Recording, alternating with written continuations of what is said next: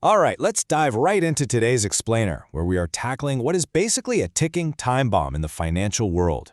We're looking at the incredibly complex privacy compliance challenges that banks are currently facing with the DPDPA 2023.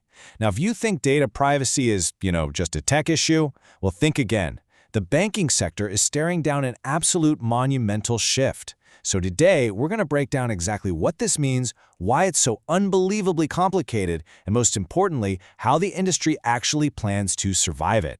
314 days. As of the original publication of our source material on July 2nd, 2026, that is exactly how much time banks had until the full implementation of the Digital Personal Data Protection Act of 2023. Now, in the corporate banking world, that is an incredibly short runway. In a sector where upgrading a single piece of legacy software can literally take years, completely overhauling their data privacy protocols in less than a year is a staggering challenge. The countdown is officially on, and the operational pressure right now is just immense. So what is the exact finish line? May 13, 2027. This is the ultimate deadline. The critical ticking clock moment when the grace period just completely evaporates.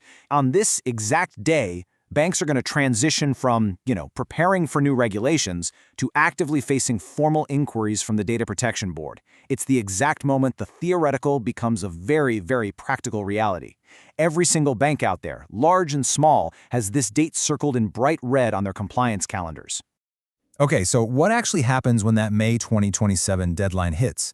Well, we aren't just talking about internal audits or filing paperwork. Banks are going to face direct, formal customer grievance inquiries. Think about real, everyday concerns. A user saying, hey, I want to access my data, or I want you to permanently delete my data, or wait, why are you processing my information without my explicit permission? Now, these are perfectly standard, reasonable requests for you and me, but for a sprawling, massive banking institution, these will suddenly turn into massive operational threats if they can't answer them quickly and compliantly. And that actually brings us to a major structural flaw in how a lot of banks operate today. We call this the disconnected DPO, a banking nightmare. So, a data protection officer, or DPO, is the executive tasked with making sure all of this compliance happens smoothly. But just think about a bank's sprawling, decentralized structure for a second. You have hundreds, sometimes thousands of branches, and these massive customer service networks. Trying to solve those simple customer grievances we just talked about becomes incredibly difficult when the person in charge of privacy is structurally isolated from where the actual data collection is happening on the ground. The disconnect here is honestly just staggering. On one hand, you have hundreds of local branches collecting and using personal data every single day to open up accounts or process loans. But meanwhile, you have a solitary data protection officer stationed way back at the head office looking purely at data sitting on a central server. The DPO simply doesn't have adequate oversight over those daily, branch-level activities. How can one person at headquarters guarantee that a teller 3 states away isn't processing data without permission? They can't. It's a massive logistical mountain to climb.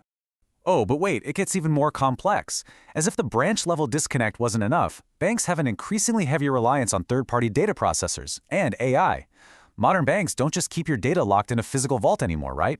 They share it with outside vendors for analytics, cloud storage, customer service chatbots, and complex AI algorithms. Every single time data leaves the bank's direct control and goes to a processor or gets fed into an AI model, it creates a brand new blind spot. So the DPO now has to factor in and monitor an entire ecosystem of external tech partners. So all of this builds up into an absolute compliance avalanche.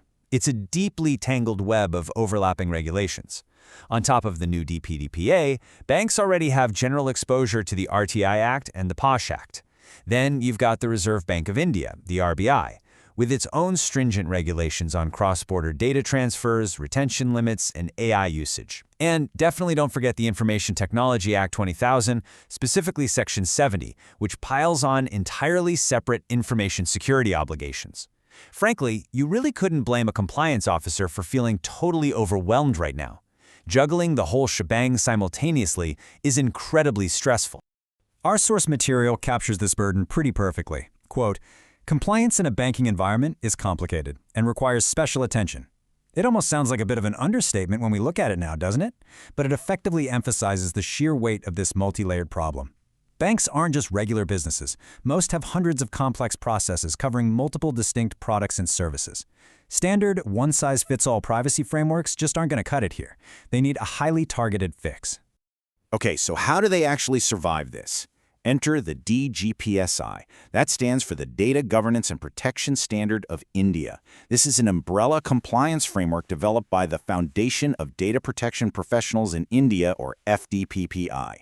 You can basically think of the DGPSI as the much-needed lifeline being thrown to organizations currently drowning in that alphabet soup of data regulations we just looked at. It's designed specifically to provide clear, actionable assistance to help organizations actually achieve compliance with the DPDPA. Now, the encouraging news here is that a proven, systematic path is being laid out. For example, we recently saw the release of DGPSI Hospitals, which is a framework tailored purely for the healthcare sector, go up for public discussion. So this serves as proof that this focused, tailored model really works. Right now, DGPSI Banks is actively taking shape. And all of this leads us to the ultimate target, achieving full DPDPA compliance by that May 13, 2027 deadline. A step-by-step roadmap is officially on the way. And the true power of this DGPSI Banks Lifeline is its ability to untangle that massive web of regulations. It aims to harmonize the overlapping RBI mandates, the ITA 20,000 rules, and the new DPDPA requirements into a single navigable strategy specifically built for banks.